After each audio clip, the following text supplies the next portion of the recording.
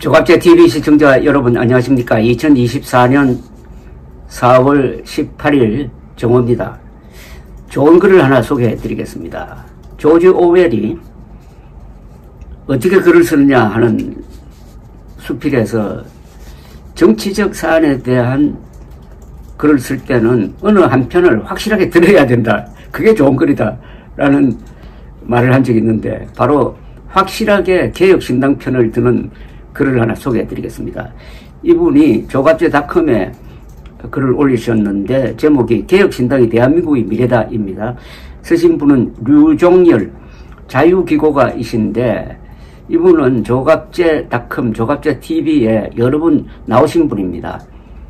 의료대란에 대하여 그리고 황당무계한 부정선거 음모론에 대하여 너무나 진지하게 반박하고 대안을 제시하는 그런 논평을 해주신 분인데 자유기고가입니다. 사실은 큰 기업체의 임원으로 일하시고 계시는 분인데 개혁신당이 대한민국의 미래다. A4 용지를 한 3페이지쯤 됩니다. 제가 대신 읽어드리겠습니다. 필자는 글의 제목을 보수의 미래는 개혁신당에 있다고 하지 않고 개혁신당이 대한민국의 미래를 책임질 것이라고 보고 개혁신당이 대한민국의 미래라고 썼다. 필자가 이렇게 쓴 이유는 보수는 개혁신당 중심으로 재편되어야 다시 살아날 수 있다고 보는 동시에 80년대 화석화된 이데올로기에서 아직도 헤매면서 주체적인 역량은 보여주지 못하고 상대의 과오나 100년 전의 친일 논란에 기대어 선거를 치르는 민주당에 대한민국의 미래를 맡길 수 없다고 생각하기 때문이다. 이번 총선에서 이준석과 개혁신당은 필자의 바람이 현실이 될 수 있다는 가능성을 보여주었다. 비록 3석밖에 되지 않는 미니 정당이긴 하지만은 이준석, 천하람, 이주영이 가진 능력은 30석 이상의 영향력을 발휘할 것으로 보인다. 국회법상으로 원내 교섭단체 요건인 20석 이상은 아니지만 사실상 원내 교섭단체 이상의 활약을 기대해도 좋을 것이다. 이준석은 이번 총선을 계기로 자신의 약점, 대중들이 느끼기에 사가지가 없고 가볍다는 인식을 실력과 노력으로 상쇄시켰다. 반회미의 선봉에 서고 여가부 폐지를 주장해 2030 여성들로부터 오해를 받고 지지를 받지 못했던 이준석은 이번 총선에서 동탄의 마음카페가 자진해서 이준석을 응원하게 만들고 젊은 여성들이 유모차를 끌고 이준석의 유세장을 찾게 했다. 이준석이 여성으로부터도 충분히 지지를 받을 수 있는 정치인임을 보여준 것이다. 이준석이 자필로 쓴 현실적이고 구체적인 정책과 비전을 담은 선거 공보물 8페이지짜리인데 그 공보물을 지역 유권자가 버리지 않고 소장한다고 할 정도로 이준석의 진정성이 지역민에게 전달되었다. 이준석은 진정성과 정성, 노력으로 사가지 논란이나 가볍다는 비판을 잠재워버렸다. 이준석의 화성을 총선은 우리나라 선거 역사에 한 획을 그었다고 해도 과언이 아니며 향후 우리 정치에도 큰 영향을 미칠 것으로 보인다. 민주당의 아성으로 보수정당 후보의 당선은 기대조차 하기 힘든 화성을에서 신생정당의 후보가 그것도 2자가 아닌 3자 구도에서 초기의 더블 스코어의 표차를 극복하고 당선되었다는 사실 자체도 대단한 일이지만은 이준석의 선거 방식과 전략 그리고 선거를 대하는 후보의 자세, 진정성과 간절한 노력은 향후 선거의 모범 사례가 될 정도로 높이 평가해야 한다는 것이 필자 생각이다. 무엇보다도 필자가 화성을 선거에서 의미 있었다고 본 것은 한 정치인이 자기 지역구를 격상시키고 주목받게 만들고 지역 주민들이 자신이 뽑은 정치인에 대해 자부심을 느끼는 것과 동시에 자신이 살고 있는 지역에 대해서도 자부심을 느끼게 되었다는 점이다. 상당히 감동적인데요, 이 대목은. 지역민이 정치를 혐오하는 것이 아니라 관심을 갖고 내일처럼 생각하는 후보의 생각을 들어보기 위해 스스로 유세장에 모이는 그야말로 선거가 축제가 된 게 화성을 현장이었다. 또 한 가지 화성을 선거의 특이한 점은 초딩생, 중학생들도 선거에 관심을 갖고 되레 부모들을 선거에 끌어들였다는 것이다. 미래의 주역이 되고 유권자가 될 어린 학생들이 선거를 직접 체험하고 정치를 긍정적으로 바라본 것은 미래의 우리 정치에 희망이 있다는 것이다. 이것 역시 이준석의 힘이었다. 이준석은 이번 총선에서 험지의 지역구에서 당선됨으로써 확실하게 대선 후보의 반열에 올랐었다. 이번 총선에서 개혁신당의 성공에 기여한 또 한 명의 인물을 꼽자면 이주영 비례대표 후보이다. 모든 정당의 비례대표 후보 중에 넘사벽의 군계 일학이라는 것이 필자의 생각이다. 이주영이 방송에 출연하여 대답하는 것을 들으면 기분이 좋아진다.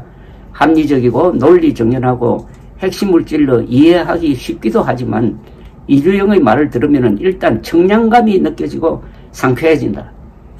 상대방을 비난하거나 상대의 과오에 기대지 않고 자신의 주관을 또렷하게 그리고 대안과 해결책을 제시해 설득력이 있어 듣는 이가 속이 시원해지는 느낌이다. 이주영의 등장은 그동안 무지, 무식, 막무가내 진영 논리가 판치는 기성 정치판에 큰 자극제가 되어 우리 정치 문화를 혁신시킬 것이라 기대해봐도 좋을 것이다. 천하람은 이미 검증된 젊은 정치인이다. 영남 출신이지만은 순천 지역구를 선택할 정도로 도전 정신도 강하고 무엇보다도 정제되고 논리 정연한 언변은 정치인으로서 큰 자산이다. 문과의 변호사이지만은 매사를 팩트에 근거해 과학적이고 합리적으로 접근하는 사고방식, 유연한 정무적 판단이 돋보이는 일당백의 스피커로 개혁신당의 영향력을 배가시킬 능력이 있는 인물이다. 개혁신당의 이준석, 이주영, 천하람은 민주당, 국힘당과 조국혁신당 국회의원의 10배 이상의 성과를 낼 수 있는 정치인들이며 향후 우리 정치 지형과 정치 문화를 바꾸는 매기 역할을 톡톡히 해낼 것이다. 보수가 살려면 국힘당이 반성과 성찰을 통해 혁신에서 황골탈퇴해야 하겠지만은 국힘당의 이를 기대하기는 힘들다고 본다. 현실적으로 대한민국의 보수가 재기할 수 있는 방법은 개혁신당이 중심이 되어 보수를 재편하는 길밖에 없다는 것이 필자 생각이다.